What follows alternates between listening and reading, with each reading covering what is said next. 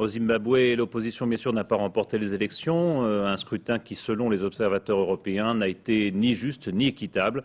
Mais sa percée dans les urnes est spectaculaire. Pour la première fois depuis l'indépendance du pays en 1980, l'opposition dispose en effet maintenant de 57 des 120 sièges au Parlement du Zimbabwe. Reportage de nos envoyés spéciaux Richard Binet et Jean-François Hoffmann. Ils ont gagné. Chitangiza, un quartier pauvre au nord d'Harare, fête sa victoire. Ses habitants ont appris ce matin que leur candidat du MDC, le parti d'opposition, a gagné. Après 20 ans de parti unique, ils vivent ces élections comme une renaissance.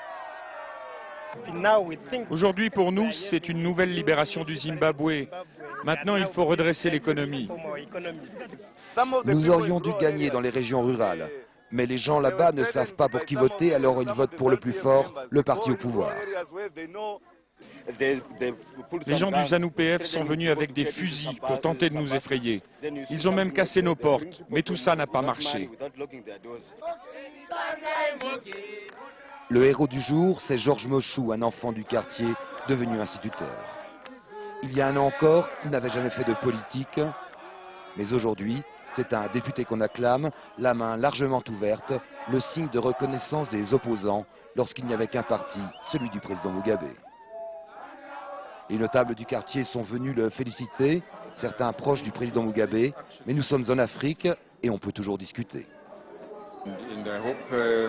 Nous espérons que Mugabe sera raisonnable, qu'il formera un gouvernement d'union nationale. Mais s'il veut suivre son propre chemin, nous serons une opposition très agressive.